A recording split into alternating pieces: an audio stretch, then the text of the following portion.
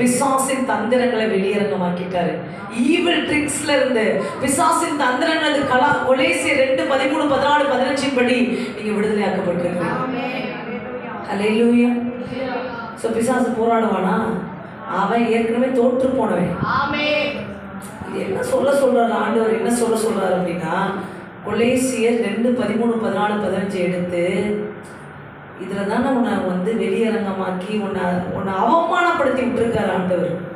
உன்னைய உன் கிரியைகளை உன்னைய அவரு அழிச்சு அவமானப்படுத்திட்டான். நீ தோற்று போனவன் ஆகிட்டான்.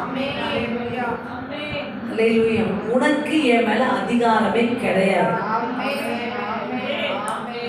பிசாசுக்கு என் மேல அதிகாரம் கிடையாது. என் உடைமைகள் மேல அதிகாரம் கிடையாது. என் உயிர் மேல அதிகாரம் கிடையாது. இதுதான் ஆண்டவர் கொலேசியர் 2:13-14 சொன்னாரு.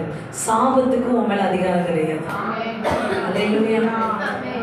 ஒன்ன இந்த அவன் பொல்லாதவங்க, மோசமான குணம் தான் அவனுக்கு. அந்த குணத்துல இருந்து விடுதலை ஆகிட்டாரு. இதெல்லாம் நீங்க காப்பாற்றப்பட்டிருக்கிறீங்க. உங்கள் குணங்களை குறித்து உலகத்தார் சாட்சி சொல்ல வேண்டும். அப்பதான் நீங்க என்ன பண்ணணும் அப்படின்னா முழுமை விடுதலையாக்கப்பட்டிருக்கீங்கன்னு அர்த்தம். சபையில் இருக்கவங்க மட்டும் சாட்சி சொல்லக்கூடாது. குணத்தை கொடுத்து வேலை பார்க்குற இடத்துல, உலகத்துல கர்த்தரை அறியாத ஒருத்தர் இருக்கான் பார்த்தீங்கன்னா, அவன் உன் குணத்தை கண்டு சொல்லணும், இவனுக்குள்ள இயேசு காண்றேன் அப்படின்னு. ஆமென்.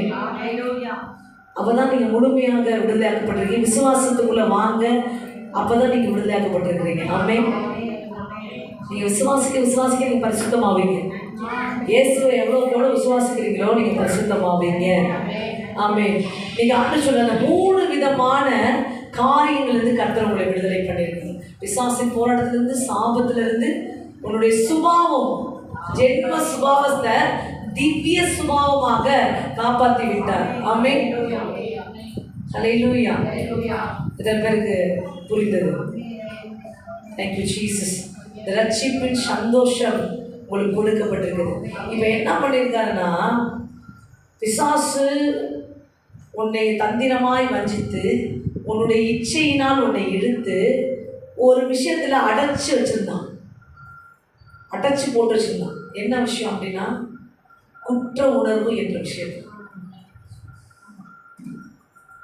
ஹல்லேலூயா. அந்த அடைக்கப்பட்ட அந்த குற்ற உணர்வுல இருந்து இயேசுவை நீ ஏற்றுக்கொண்டு விசுவாசித்து வர வர அதுல இருந்து நீ விடுதலையாக்கப்பட்டீங்க. ஆமென். குற்ற உணர்வில் இருந்து, அடைக்கப்பட்ட பாவத்தினால் வந்த குற்ற உணர்வில் இருந்து உனக்கு ஒரு விடுதலையை கர்த்தர் கொடுத்திருக்கிறார். இந்த விடுதலை சும்மா வரல. எப்படி இந்த விடுதலை வந்துச்சு?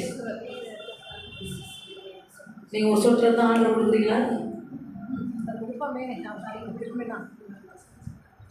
இதெல்லாம் பார்த்தீங்கன்னா, அந்த யங் லவ்வர்ஸ்லாம் பார்த்தீங்கன்னா, எனக்காக ரத்த சிந்தியாக தப்பு கிழிச்சு, ஆமாம், அதில் ஒரு லெட்டர் எழுதி அதுக்கப்புறம் அது காணாம போயிடும். அடுத்த இன்னொரு இடத்துல கிழிச்சு வேற ஒருத்தவங்க, அது அடுத்த விஷயம். அல்லேலூயா.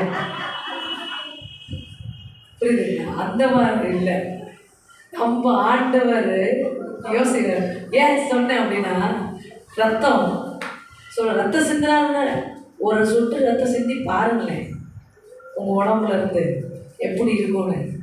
அவர் பொண்ணு வெள்ளினால நம்ம மீட்கலை. ஆமென். 1 பேதுரு 1:18-19. 1:18-19.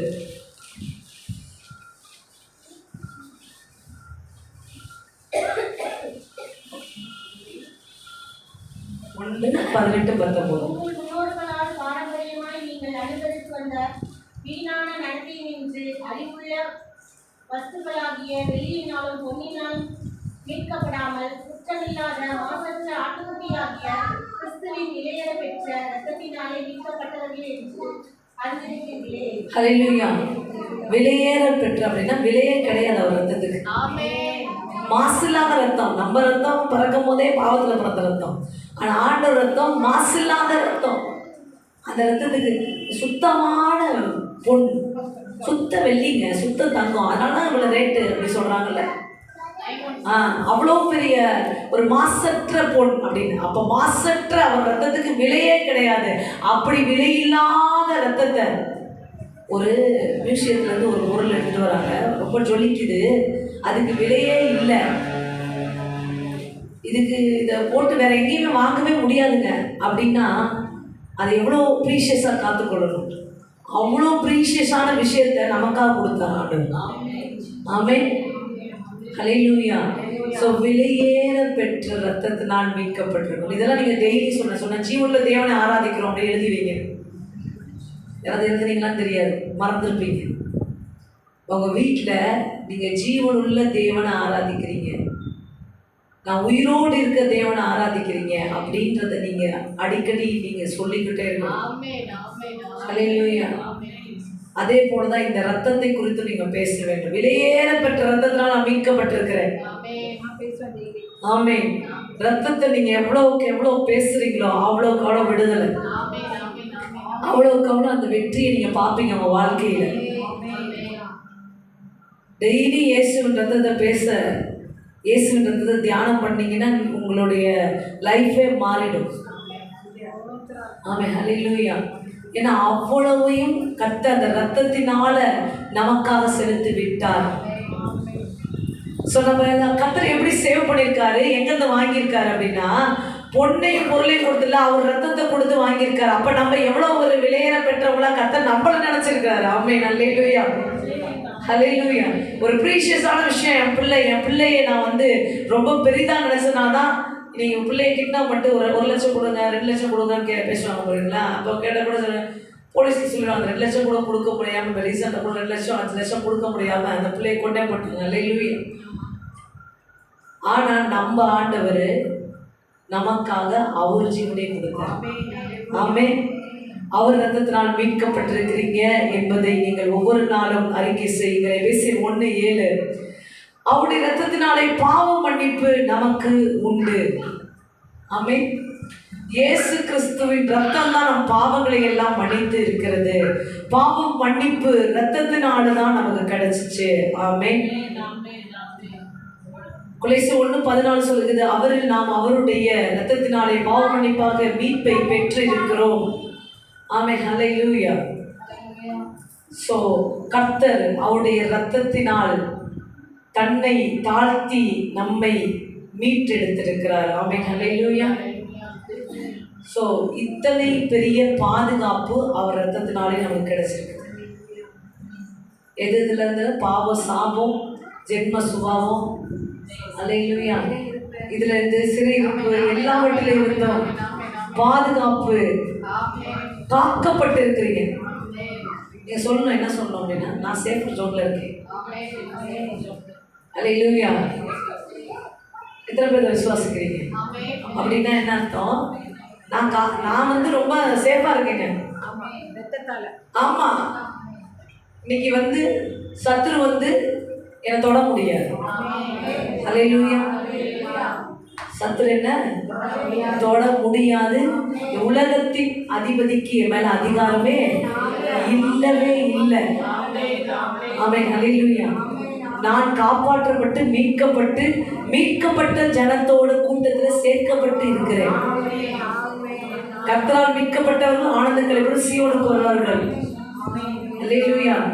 சஞ்சலமும் தவிப்பும் ஓடி போகும், நித்திய மகிழ்ச்சி அவர் தலையின் மேல் இருக்கும். போங்க, அதெல்லாம் என் மேல ஒண்ணு நடக்காதுங்க. கர்த்தர் இருக்கிறாரையா, அவரு என்னை மீட்டு அவருடைய இதுல அவர் சோட்ல நின்றுட்டு இருக்கிறேன், அவரோட இடத்துல நின்றுட்டு இருக்கிறேன். எதுவும் என்னை சேதப்படுத்த முடியாது. ஆமென், ஹல்லேலூயா. ஸோ இதெல்லாம் குட் நியூஸ். அப்புறம் ஏன் கவலைப்படுறீங்க?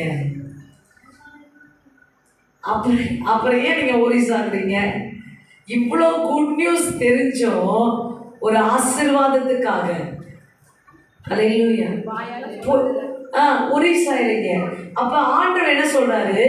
இவ்வளவற்றை நான் உனக்கு செய்த நானு இந்த ஆசீர்வாதத்தை தரமாட்டேனா? இது எம்மாத்திரம், அவருக்கு எம்மாத்திரம் ஜீவனே கொடுத்தாரோ. 8:32 சொல்றது ஜீவனே கொடுத்தார். இப்பதான் விடுதலை, இப்பதான் கண்ணு தெரியுது. இவ்வளோ அப்புறம் இப்பதான் ஒரு விடுதலை. இது நீங்க அடிக்கடி உங்க ஆத்மா ஆசீர்வாதத்துக்காக இயங்கும் போது நீங்க சொல்லி உங்க ஆத்மாவை தேற்றணும். தாவீது தேற்றினாரு. என்ன சொன்னாரு? ஏன் இந்த ஆத்மா ஏன் கலங்குற? ஆத்ம நேசர் இருக்கிறார்.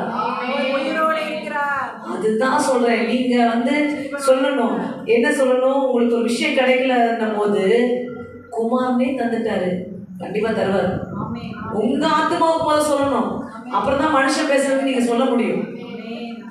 ஏன்னா உங்க ஆத்மா தான் உங்களோட போராடிட்டு இருக்கோம். உங்க மாம்சமும் ஆத்மாவும் போராடிட்டு இருக்கோம். அதுலதான் விசுவாசம் ஜெயமே இருக்கு. அங்கதான் முதல்ல நீ விசுவாசம் ஜெயம் எடுத்து அப்புறம் தான் நீ உலகத்துக்கு அதை போய் சொல்லுவ. எத்தனை பேருக்கு விளங்குது? ஒரு டாக்டர் ரிப்போர்ட்டோ ஒரு எதிரான காரியமும் வந்தோன்னா ஓம் மனசும் ஓம் மாம்சமும் அதை போராடும். மனசு சொல்லும் கர்த்தர் காப்பாற்றுற, மாம்சம் பயப்படும், மாச சிந்தனைகள் பயப்படும். ஒருவேளை இப்படி ஆயிடுச்சுனா அப்படி ஆயிடுச்சுனா அது ஆயிடுச்சுனா திரும்ப திரும்ப உன் ஆத்மா அதை ஜெயிக்க பார்க்கும். உன்னுடைய சோல், உனக்குள்ள இருக்க விசுவாசம், பரிசுத்த ஆவியினால் உண்டான விசுவாசம் அதை எதிர்த்து நின்று இல்லை கர்த்தர் விட மாட்டார். ஒரு கடத்துல தேவனுடைய வார்த்தை உனக்குள்ள வந்த உடனே கர்த்தர் விட மாட்டான்னு மாம்சத்தை நீ அடக்கின பிறகுதான் 4 பேர் சொல்லும் போது கர்த்தர் விட மாட்டான்னு சொல்லுவேன். ஆமென், அல்லேலூயா. அங்கதான் மெய்யான விடுதலை இருக்கு. நீ அப்படி அறிக்கைப்பட்ட உனக்கு அவ்வளவு மிராக்கிள். அதுதான் விஷயமே. எங்க மிராக்கிள் நடக்குதுன்னு சொன்னேன். எத்தனை பேருக்கு காதுல விழுந்துச்சு? ஆமா, போராடணும். உன் மாம்சத்துல அவிசுவாசத்தை போராடி ஜெயித்து அதை நீ உன் மாம்சத்தை சிலுவையில் அறைந்து அதுக்கப்புறம் நீ விசுவாசத்தை அறிக்கை பண்ணினா அங்க அற்புதம் நடக்கும். அல்லேலூயா. இதெல்லாம் நீங்க பிராக்டிக்கலா செஞ்சே பார்க்கணும். செஞ்சு பாருங்க. நீங்க ஜெபிச்சுட்டு இருக்க காலத்துல செஞ்சு பாருங்க. இது ரொம்ப ஈஸி. என்னன்னா நீங்க ஜெபிச்சுட்டு போராடிட்டு இருக்க இந்த மாதிரி சமயத்துல இங்க டாக்டரும் ரிப்போர்ட் கொடுத்துட்டாரு, உன்னுடைய மாம்சம் ஒன்று பேசிட்டு இருக்குது, ஆத்மா ஆண்டவர் நம்பிட்டு இருக்கு. இந்த சமயத்துல கர்த்தருடைய வார்த்தை பரத்துல இருந்து வருது அப்படின்னா அதுக்கப்புறம் ஒரு செகண்ட் கூட நீங்க யோசிக்க கூடாது. அந்த வார்த்தையை மட்டுமே பிடிச்சி நீங்க விசுவாசிக்கும் போது, அதையே பேசும்போது, அதையே சொல்லும் போது அதுவே நடக்கும். ஆமென், அல்லேலூயா. எத்தனை பேருக்கு விளங்குச்சு? இன்னைக்கு ஆண்டவர் என்ன செஞ்சிருக்காரு? உங்க பிள்ளைகளுடைய போராட்டங்களுக்கு ஒரு முடிவு. போயிட்டு நீ என்ன பாடிட்டு இருக்கணும்னா, முடிந்தது எல்லாம் முடிந்தது, இயேசு சிலுவையில் சொன்னார் எல்லாம் முடிந்தது. ஆமென், அல்லேலூயா. இதை நீங்க அதிகமா அறிக்கை பண்ண இன்னைக்கு நம்ம பார்த்த அத்தனை வெற்றிகளும் சாபமெல்லாம் ஆசீர்வாதமா மாறிச்சுங்க. நீங்க அறிக்கை பண்ணி வாங்கிக்கோங்க. நீங்க போயிட்டு இந்த சீட்டு என்னுடையதுங்க, என் பேர்ல தான் இருக்குதுங்க பாருங்கன்னு கொடுத்தாதான் உங்களுக்கு என்ன கிடைக்கும்? பணம் கிடைக்கும், பொருள் கிடைக்கும். அல்லேலூயா. நீ கொடுக்காம நீயே பாக்கெட்ல வச்சுட்டு தொலைச்சிட்டு சீட்டு யாராவது கொடுப்பாங்களா, அவங்கள்ட்ட போய் கேட்கலாமான்னு கேட்டுட்டு இருந்தீங்கன்னா எப்படி கிடைக்கும் அப்பாவோட ஆசீர்வாதம்? ஆமென், அல்லேலூயா. ஸோ இன்னைக்கு சீட்டு போடுங்க. ஆண்டவருடைய சமூகத்துல கொண்டு போய் நீங்க சொல்லுங்க, ஆண்டவரே வாக்குத்தத்தங்கள் கிறிஸ்துவுக்குள் ஆமென்றும் ஆமென் என்றும் இருக்கிறது. ஆமென், அல்லேலூயா. எல்லாவற்றையும் சிலுவையில் வெற்றி சிறந்தார். இந்த டே ஒரு வெற்றியின் நாள். ஆமென். இந்த குட் நியூஸை நீங்க மறக்கவே கூடாது. இயேசு எல்லாவற்றையும் எனக்கு வெற்றி சிறந்து முடித்துட்டார். அதை நான் விசுவாசித்து பெற்றுக் கொள்ளுகிறேன். ரொம்ப சுலபமாக்கிட்டார் ஆண்டவர் அந்த விஷயத்தை. அதுதான் நற்செய்தி. நீ கஷ்டப்பட்டு அதை அடைய வேணாம், 10 ரூபாய்க்கே வாங்கிக்கலாம். அதான் சுலபமாக்கிட்டாரு. அந்த சுலபமாக்கின விஷயத்த ஸ்ட்ராங்கா பிடிச்சிட்டு இல்லை நான் 500 ரூபா சேர்த்து வச்சு 1000 ரூபா, நீ கஷ்டத்தையே தேர்ந்தெடுக்காது. உன்னுடைய கிரியையை பார்க்காத, அவர் கிருபையில வாழப்படாது. நம்ம கிரியை 900 ரூபா வரையும் சேர்த்துடலாம், 1000 ரூபாய் சேர்க்க முடியாம நிற்கும். அல்லேலூயா. நம்ம கிரியின் முயற்சிகள் 1000 ரூபாய் கொடுத்து வாங்க வேண்டியதை நான் 1000 ரூபாய் நான் கொஞ்சம் கொஞ்சமா சேர்த்து வாங்கிடுறேன்ற இடத்துக்கு போகாத. ஒரு செய்தி கேட்டில அந்த செய்தியில வாங்க பாரு. ஆமென். எத்தனை பேருக்கு விளங்குச்சு? இயேசுவின் நற்செய்தியில வாங்க பாரு. இயேசுவின் சுவிசேஷத்துல வாழ்ந்து அந்த கிருபையில ஜெயமெடுங்கன்னு சொல்றேன். ஆமென். ஏன்னா இந்த பாதை நீங்க செயல்படுத்த நினைச்சீங்கன்னா 10 கட்டளையில 9 கடைபிடிச்சு 1 மிஸ் பண்ணிடுவீங்க. அல்லேலூயா. அப்ப அதை அடைய முடியாது. இல்ல ஆண்டவரே, நான் உங்களை விசுவாசிக்கிறேன். நீங்க 10 கட்டளையும் சிலுவையில் நிறைவேற்றிட்டீங்க. உங்க வாழ்க்கையை நாம சரத்தில் நிறைவேற்றுறீங்க. நியாயப்பிரமாணத்தை நீங்க நிறைவேற்றி முடிச்சிட்டீங்க. நான் உங்களை விசுவாசித்து அதை பெற்றுக்கொள்கிறேன். Thank you Jesus. இப்படி வச்சுக்கோங்க. இன்னும் கூட உங்களுக்கு புரிஞ்ச மாதிரி நான் சொல்றேன். ஓட்டப்பந்தயத்தில் வெற்றி ஓட்டது யாரு? PT உஷா. அது எத்தனை மீட்டர்னு தெரியாது எனக்கு, எத்தனை ரன்னிங் மீட்டர்னு தெரியாது. 1250 மீட்டர் உங்களுக்கு ஓடவே தெரியாது. அந்த அம்மா பயிற்சி பெற்ற அம்மா. அந்த அம்மா உங்கள்கிட்ட சொல்லுது, வா 1120 மீட்டர் என் கூட ஓடி வா, வெற்றி வாங்க, நம்ம 2 பேரும் சேர்ந்து வாங்கலான்னு கூடுது. நீங்கள் என்ன சொல்லுவீங்க? எனக்கு கால சுருக்கு, ஆமாம் அந்த வழி மூச்சு திணறல் வந்துடும், என்னால் முடியாது அப்படின்னு சொல்லுவீங்க. நீங்கள் பல சாக்குகளை சொல்லுவீங்க. கடைசியில் அந்த அம்மா என்ன சொல்லுறீங்களா? உனக்கும் இந்த வெற்றி வேணும்னு நான் நினைக்கிறேன், அதனால என் கையை மட்டும் பிடிச்சிக்க, நான் கூட்டிட்டு போறேன், இழுத்துக்கிட்டு கூட போயிருவேன். அதை தான் இயேசு செஞ்சாரு. ஆமென். அல்லேலூயா. உனக்கு இடுப்பு வலி, கால் வலி, உனக்கு எல்லாமே எனக்கு தெரியும், நீ என் கையை மட்டும் பிடி. அப்ப அந்த அம்மாவை நீங்க என்ன சொல்லணும்? சரி, என்னை பத்தி எல்லாம் சொல்லிட்டேன் உங்கள்கிட்ட, ஆனா என் கையை பிடிச்சிக்க, உன் கையை நம்புறேன் அப்படி பிடிக்க, அதான் விசுவாசம். ஆமென். அல்லேலூயா. உன் கையை மட்டும் நான் பிடிச்சிக்கிறேன், என் கையை நீங்க டைட்டா பிடிச்சிக்கோங்க, நம்ம வெற்றிக்கு போலான்னு ஒரு இடத்துக்கு நீ வர பாரு, அதுதான் விசுவாசம். ஆமென். அல்லேலூயா. இதைதான் ஆண்டவர் உனக்கு செஞ்சு கொடுத்துருக்காரு. நீ ஒண்ணுமே பண்ணாட, என் கையை பிடிச்சி நட, என் மேல உன் விசுவாசத்தை வச்சு என் கூட ஓடிவா, வெற்றி உனக்கு நிச்சயம். ஆமென். அல்லேலூயா. இதுக்குதான் உங்களை கூப்பிடுறாரு. எவ்வளவு ஈஸியா இல்லை. உனக்கு ட்ரைனிங் கிடையாது, உனக்கு பயிற்சி நேரம்ன்றது கொடுமையான நேரம். அது சாப்பாட்டுலேருந்து எல்லாத்தையும் பண்ணணும், எல்லா இச்சை அடக்கத்தோடு இருக்கணும். ஆனால் உனக்கு ஐஸ்கிரீமை பார்த்தா கூட ஆசை வந்துடும், எல்லாமே தெரியும், பரவாயில்ல வா, உன்னால் இச்சையை அடக்க முடியாது, கச்சை எதையுமே பண்ண முடியாது, சரி வா, நீ ஏன் கையை மட்டும் பிடிச்சிக்க, கையை மட்டும் விட்டுறாத, என்ன விசுவாசிக்கிறதுல அவன் விட்டுறாத. அப்படின்னு என்ன அர்த்தம்? இப்போ கையை பிடிக்கிறதுனால நீ இச்சையை உடலனாலும் அவர் ஏன் கூப்பிட்டு போறாருன்னா, நீ பிடிச்சிருக்கிறதுனால இச்சை பின்னாடி ஓட முடியாது. அல்லேலூயா. புரிஞ்சுச்சா அவங்களுக்கு? அப்படி அங்கிட்டு ஓட முடியாது, நீ பிடிச்சிருக்கீங்கள அழுதுட்டு போய் கொண்டு வருது. ஆமென். எப்படி புரிஞ்சுச்சா அவங்களுக்கு? இதுக்கு மேல ஈஸியாக யாருமே பிரசங்கம் பண்ண முடியாதுங்க. கர்த்தர் உங்களை ரொம்ப நேசிக்கிறாருங்க. ஆமென். அல்லேலூயா. அதில் என் கையை மட்டும் பிடிச்சிக்க, நீ எவ்வளோ குறைவுள்ளவளா இருந்தாலும் பரவாயில்ல, நீ உனக்கு பலனே இல்லைனாலும் பரவாயில்ல, நீ ரொம்ப வீக்காக இருந்தாலும் பரவாயில்ல, சரி நீங்கள் சொல்லலாம் கேட்டு உன் கையை மட்டும் பிடிச்சிக்கிறேன் ஆண்டவரே அப்படின்னு மட்டும் சொன்னா போதும்னு அப்பா சொல்றாரு. ஆமென். நான் உனக்கு வெற்றியை கொடுப்பேன். Amen. Hallelujah. Yes, receive it. Amen. Receive. Amen. Thank you. உண்மையா நீங்க சொல்லுவீங்கன்னா, ஏன் பலன் அல்ல, பலத்தினால் ஒன்றும் ஆகாது, சுயத்தினால ஒன்றும் ஆகாது, என்னுடைய ட்ரைனிங் இல்லை, என்னை பத்தி எனக்கு தெரியும். பீட்டர் சொல்றாரு, என்னை பத்தி உங்களுக்கு நல்லாவே தெரியும் ஆண்டவரே, நான் எவ்வளவு வீக்குன்னு தெரியும், நான் எவ்வளவுதான் உங்களுக்கு எந்த அளவுக்கு இருப்பேன்னு உங்களுக்கு தெரியும். ஆனா நான் இன்னைக்கு முடிவு பண்றேன், உங்க வெற்றியில வாழ, உங்க மேல நான் விசுவாசத்தை வைத்து உங்களை மாத்த நான் பிடித்துக் கொள்கிறேன். S Jesus. லீப லேக்கே செக்கே லெமோ நாக்கலமுடு எல்லா டோர்ஸும் ஓபன் ஆகட்டப்பா, எல்லா கட்டுகளும் முறியட்டப்பா. இன்னைக்கு வெற்றி சிறக்கிறவர்களாக ஆண்டவரே, நீங்க சிலுவையில சம்பாதித்த அந்த வெற்றிகள், ஆண்டவரே கல்வாரி ரத்தத்தினால் சம்பாதிக்கப்பட்ட வெற்றிகள் இவருடைய வாழ்க்கையில ஆமென்றும் நிறைவேறட்டும் நான் ஜெபிக்கிறேன்ப்பா. எல்லாருக்கும் ஆண்டவர் சொல்றாரு, சமாதானத்தை கொடுக்கிறேன், சமாதானத்தை கொடுக்கிறேன். இந்த நேரம் அவர் கரத்தை பிடித்து அவரிடத்துல எல்லாத்தையும் கொடுத்துட்டு, நான் உங்க கையை மட்டும் பிடிச்சிக்கிறேன், உங்களை மட்டும் நான் விசுவாசிக்கிறேன், பிடிக்கிறேன் என்றால் என்ன அர்த்தம்? உங்களை நான் விசுவாசிக்கிறேன் ஆண்டவரே அப்படின்னு நிக்கிற உங்களுக்கு ஆண்டவர் சொல்றாரு, உனக்கு சமாதானம் உண்டாகும். ஆமென். Thank you Jesus. எல்லா எல்லைகளிலும் கத்த சமாதானத்தை கட்டளையிடுவார். புகழப்படுவாய், சகோதரரால் புகழப்படுவாய். யூதாவே, நீ உன் சகோதரரால் கர்த்தர் உனக்கு வாக்கு கொடுக்கிறார். புகழ்ச்சியா வைப்பாரு, சமாதானத்தை கொடுப்பாரு.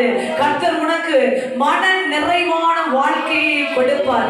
மன ரம்யமான ஒரு வாழ்க்கை, மன நிறைவான ஒரு வாழ்க்கை, ஒரு நீர்ப்பாய்ச்சலான தோட்டம், வற்றாத ஜீவ நதியை நீ காணுவாய் என்று கர்த்தர் சொல்கிறார். Thank you Jesus. மேலே தெலைக்கனா லவ லவ லக லவலு சிலுவையின் வெற்றிக்கு நேராக இந்த சபையை இழுத்து செல்லுவீராக. நாங்கள் விசுவாசிக்கிறோம் ஆண்டவரே, கல்வாரியில் நீ சம்பாதித்த அந்த வெற்றியில வாழ, அந்த இரத்தத்தினால சம்பாதிக்கப்பட்ட அந்த வெற்றியில வாழ ஆண்டவரே நீங்க முடித்த காரியங்கள்ல நாங்களும் ஆண்டவரே ஜெயம் பெறுவதற்கு ஆண்டவரே இந்த சபையின் இருக்கிற ஒவ்வொருவரையும் ஒப்பு கொடுத்து ஜெபிக்கிறேன். Thank you Jesus. நன்றி ஆண்டவரே, நீ வெட்கம் அடைவதே இல்லை, வெட்கப்பட்டு போவதில்லை. Thank you Jesus. இந்த நேரத்தில் கர்த்தர் நீங்க செய்த இந்த நன்மைகளுக்காக நன்றி செலுத்துகிறப்பா. உங்க கரத்தில் நாங்கள் அர்ப்பணிக்கிறோம். இந்த சந்தோஷமான செய்தியோடு நீர் எல்லாவற்றையும் முடித்து கொடுப்பீர் என்ற அந்த சந்தோஷமான மன நிறைவோடு இந்த இடத்துல இருந்து நாங்கள் கடந்து செல்கிறோம். உங்களுடைய கரம் எங்கள் மேல் இருந்து எங்களை ஆசீர்வதிக்கட்டும்ப்பா. Thank you Jesus. உங்களை ஆராய்ந்து பார்த்தவர்களை கர்த்தருடைய பந்தியில பங்கு பெறும்படி நான் அன்புடன் அழைக்கிறேன். Thank you.